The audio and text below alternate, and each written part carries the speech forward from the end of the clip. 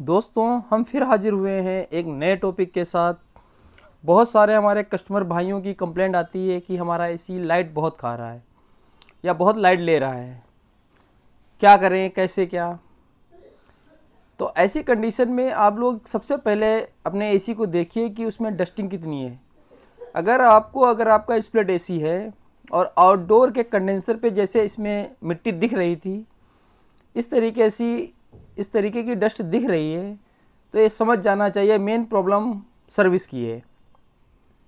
और ऐसी कंडीशन में आपका एसी भी कूलिंग बहुत कम करता है। ये एक हमारे कस्टमर भाई हैं, उनका एसी था और उसमें इतनी ज़्यादा डस्ट भरी हुई थी कि कूलिंग लगभग आपकी 40 से 50% थी। मशीन सही तरीके से कूलिंग ही नहीं कर रही थी और इन्होंने इस सीज़न में सर्विस भी नहीं कराई। और आप देख भी सकते हैं कितनी इसमें डस्ट लगी हुई है। तो लाइट बचाने के लिए आप लोग एसी की सर्विस टाइम पे कराएं और सीजन में एक बार तो सर्विस होनी ही चाहिए, चाहे विंडो एसी हो या स्प्लिट, आपका चले या ना चले, पर सर्विस ज़रूरी है। अगर आपकी सर्विस हो जाती है तो जो उसमें डस्ट, मिट्टी और बहुत सारी गंदगी भरी होती है वो निकल जाती है। उससे आपका एक और फ़ायदा होता है कि जो एसी की कूलिंग कॉयल या कंडेंसिंग कॉयल के ऊपर मिट्टी जमा होती है, उसमें बहुत सारी ऐसी चीज़ें होती हैं जो कॉयल को गलाने लगती हैं। उससे बचने के लिए आपको सर्विस करा लेना चाहिए।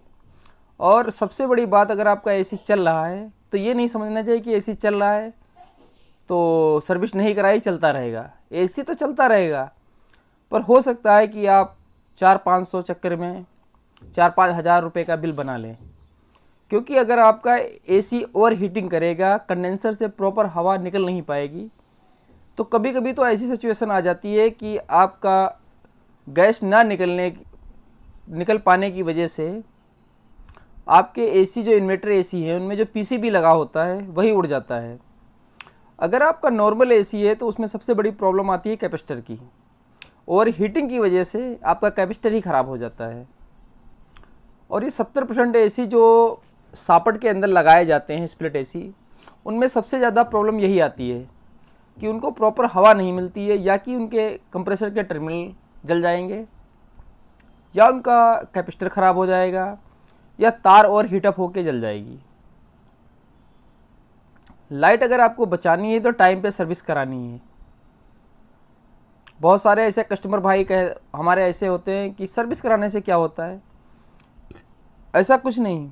अगर टाइम पे सर्विस नहीं दोगे, ये हो सकता है कि आप सीज़न में 2 सर्विस ना करा सको, तो एक तो सर्विस होनी ही चाहिए। जैसे ये मशीन है, इसकी भाई साहब ने तो अभी तक तो सर्विस कराई नहीं, और ये आपका अक्टूबर चल रहा है। पिछले साल पूरा हो गया और इस साल पूरा निकल गया, भाई साहब ने सर्विस ही ना कराई। क्योंकि पिछले साल ये नई मशीन लगी थी, तो कंपनी वाले 1-2 बार जो सर्विस करके गए, नॉर्मल सर्विस, इस साल भाई साहब ने सर्विस बिल्कुल ही नहीं कराई और कह रहे थे कि मशीन जो है कूलिंग कम कर रही है।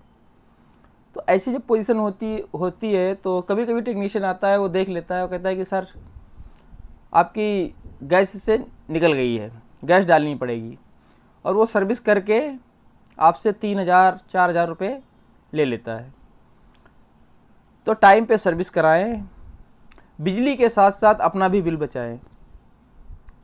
और इस एसी में आपने देखा कितनी डस्ट निकली है। इसको सर्विस करने में भी हमें 10 मिनट के आसपास लग गया। वीडियो हमने थोड़ी सी कट कर दी है। ये देख लीजिए, सर्विस हो रही है। और इन्वर्टर पीसीबी में खास ध्यान रखिए, कहीं ऐसा तो नहीं आप सर्विस करे जा रहे हैं और कहीं ना कहीं पीसीबी में पानी जा रहा है। पीसीबी का बहुत ख्याल रखें, कभी भी हो पीसीबी पे पानी ना जाने दें। अगर आपको डाउट हो तो पहले ही इसके ऊपर पॉलीथीन लगा दें। नॉर्मल एसी में तो आप कैसे भी सर्विस कर देंगे, कोई दिक्कत नहीं आएगी, लेकिन इन्वर्टर एसी जो हैं उनमें अगर आप सर्विस थोड़ा गलत तरीके से कर देंगे या पैनल पे पानी डाल देंगे तो आपकी पीसीबी सर्किट उड़ सकता है। और कभी कभी तो इतना डैमेज हो जाता है पानी चले जाने की वजह से, क्योंकि कंपोनेंट्स के अंदर बहुत बारीक होते हैं। जो कंपोनेंट्स जल जाएंगे वो दोबारा मिलते नहीं। ये देखिए आउटडोर की सर्विस हो चुकी है और ज़मीन में कितनी मिट्टी है और कितनी गंदी मिट्टी है, ब्लैक कलर की। ये द्वारका मोड़ का एसी था।